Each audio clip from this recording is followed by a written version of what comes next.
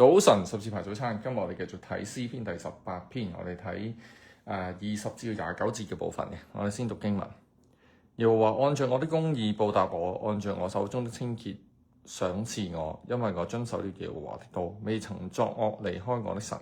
他的一切典章常在我面前，他的律例我也不曾丟棄。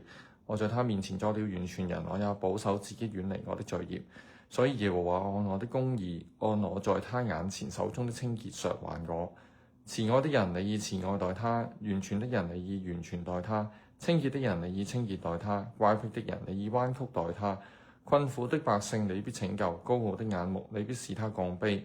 你必點着我的燈，耶和華我的神必照明我的黑暗。我藉着你衝入敵軍，藉着我的神跳過牆垣。咁呢一段呢，就係關於公義嘅一個介紹啦，可以話。咁我哋睇到嗰個對等嘅狀況。首先就拆開幾個環節先啦。就係20節至到24節啦。點解咁拆呢？咁啊20節同埋24節咧係一致嘅。又話按照我的公義報答我，按照我手中的清潔賞賜我。所以又話按我的公義，按我在他眼前手中的清潔償還我。係。咁所以個 key 咧就變咗，我有幾好，神就照樣咁樣去回應我啦。咁呢個就係一個個人嘅意義，喺要求神拯救嘅時候嘅一個狀況。所以神嘅拯救咧，其實係一個個人公義嘅結果嚟嘅，包括咗佢手潔心清啦，佢忠心啦。咁呢個都係我哋嘅一個生活指引，即係最終我哋係同邊個交代？係同神交代。我哋對得住神咧，咁啲事情咧，我哋唔需要去驚嘅。雖然嗰個狀況可能勁差，令到你引誘到你想去唔係行神嘅路嘅。咁中間嘅內容就係咩咧？遵守咗耶和華嘅道，未曾作惡離開我的神。即係環境狀況唔好嘅時候，就會有引誘，就要去作惡去處理眼前嘅事啊嘛。咁咧呢一度咧就反而詩人堅持啊，佢遵守咗神嘅道，佢唔係去作惡。呢個第一樣嘢。第二個去睇咧就係即係猶太人嘅律法啦。律法即係好似神嘅同在一樣，神嘅説話放晒喺度啦。他的一切典章常在我面前，他的律例我又未曾丟棄。即係神具體叫我哋生活喺邊點樣處理咧？我冇妥協，我冇退讓嘅，堅持嘅。咁最後第23節就我在他面前作了完全人，我有保守自己遠離我的罪孽。咁啲 trap 咧，啲陷阱咧已經喺晒度㗎啦。即係環境形勢改變咧，一個人咧咩都做得出嘅有時。咁但係如果我哋唔係淨係向住自己個改善處境嗰個諗法去行嘅話咧，就自然就因為跟住神咧，無論個處境點樣都好咧，我哋都係要堅持去跟神。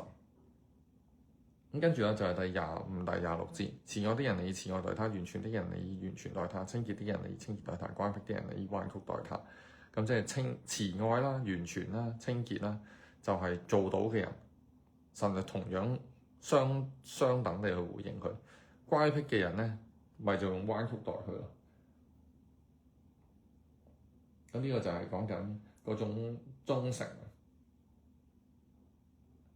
係啊，就係講緊即係向前行到嘅一種生活方式、生活風格，係喺個祝福當中嘅多過喺個災難當中。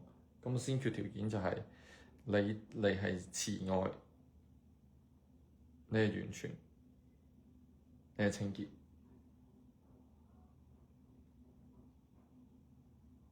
咁呢個咧就獨特嘅，因為其實係同呼應翻神自己本身嘅一個特性啦。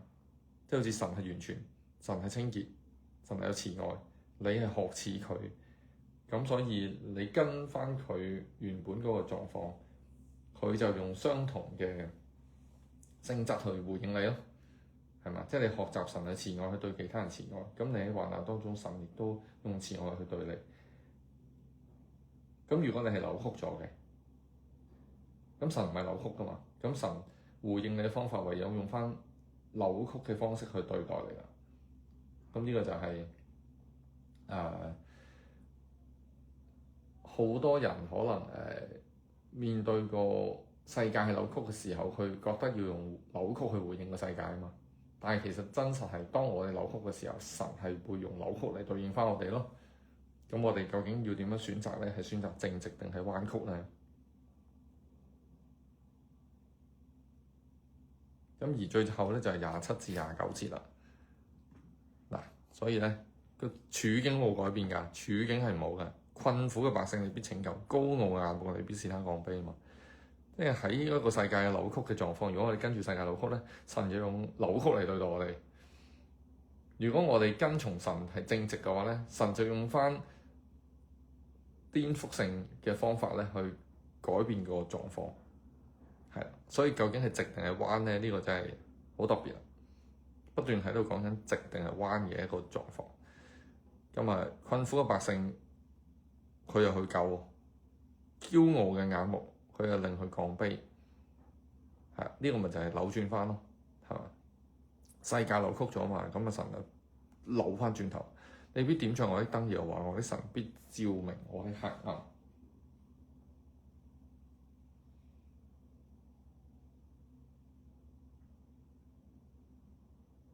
咁我就直情係講緊神，即係詩人嘅燈係俾神用油去添滿，然後喺黑暗當中去攞翻個光明翻嚟嘅。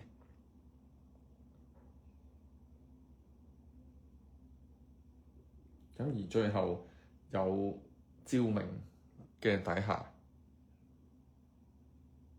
就可以衝入敵軍，藉著我的神跳過牆門。